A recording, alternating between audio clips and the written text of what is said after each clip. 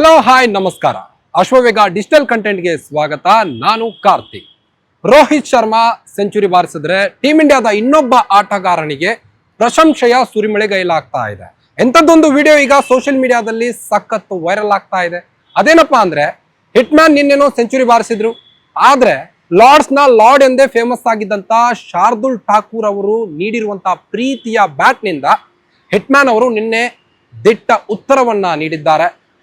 ಸಾಕಷ್ಟು ನಿವೃತ್ತಿಗಳ ವದಂತಿಗಳ ನಡುವೆ hit man ನಿನ್ನೆ ಎಲ್ಲರಿಗೂ ತಕ್ಕ ಉತ್ತರವನ್ನ ನೀಡಿದ್ದಾರೆ. ಅದೇನಂದ್ರೆ 138 ರನ್ಗಳನ್ನ ಬಾರಿಸುವ ಮೂಲಕ ನಿನ್ನೆ ಇಂಗ್ಲೆಂಡ್ ವಿರುದ್ಧದ ಪಂದ್ಯದಲ್ಲಿ, ಕೊನೆಯ ಪಂದ್ಯದಲ್ಲಿ ಭಾರಿ ಆಟವನ್ನ ಆಡಿದ್ದಾರೆ. ಇದರ ಮಧ್ಯೆ 27 ರನ್ಗಳಿಂದ ಭಾರತವು ಸೋಲನುಭವಿಸಿತು. ಆದ್ರೂ ಸಹಿತ ಹಿಟ್ ಮ್ಯಾನ್ ನಿನ್ನೆ ಸೋಷಿಯಲ್ ಮೀಡಿಯಾದಲ್ಲಿ ಭಾರಿ ವೈರಲ್ ಆದ್ರು. ಅವರ ದಿಟ್ಟ ಆಟ ಎಲ್ಲರೂ ನೋಡಿದ್ದಾರೆ.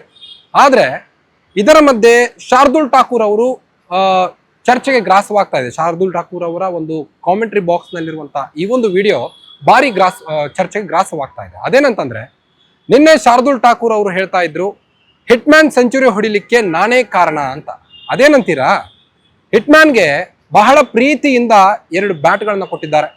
ಅದೇನಂದ್ರೆ SS ಸಂಸ್ಥೆಯ ಬ್ಯಾಟ್ಗಳು ಇವಾಗಿದ್ದು, ಈ ಬ್ಯಾಟ್ಗಳು ವಿಲ್ಲೋ ಮರಗಳಿಂದ ತಯಾರಾಗಿದ್ದು, ಈ ಮರಗಳಿಂದ ತಯಾರಾದಂತಹ ಬ್ಯಾಟ್ಗಳನ್ನ ರೋಹಿತ್ ಶರ್ಮಾ ಅವರು ಸಾಕಷ್ಟು ಇಷ್ಟಪಡ್ತಾ ಇದ್ರಂತೆ.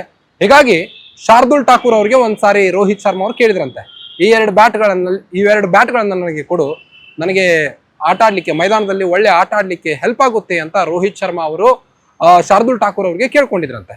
ಎಷ್ಟೇ ಆದ್ರೂ ಸೀನಿಯರ್ ಆಟಗಾರ ರೋಹಿತ್ ಶರ್ಮಾ. ಹೀಗಾಗಿ ಶಾರ್ದುಲ್ ಠಾಕೂರ್ ಅವರು ಇಲ್ಲ ಅನ್ನೋ ಪ್ರಶ್ನೆನೇ ಇಡ್ಲಿಲ್ಲ ಅಂತೆ. ಅಷ್ಟು ಪ್ರೀತಿಯಿಂದ ಆ 2 ಬ್ಯಾಟ್ಗಳನ್ನ ರೋಹಿತ್ ಶರ್ಮಾ ಅವರಿಗೆ ನೀಡಿದ್ರಂತೆ. ಸೊ ನಿನ್ನೆ ಅದೇ ಬ್ಯಾಟ್ ನಿಂದ ರೋಹಿತ್ ಶರ್ಮಾ ಅವರು ಲಾರ್ಡ್ಸ್ ಕ್ರೀಡಾಂಗಣದಲ್ಲಿ ಬ್ಯಾಟ್ ಬೀಸಿ ಸೆಂಚುರಿ ಬಾರಿಸಿದ್ದಾರೆ.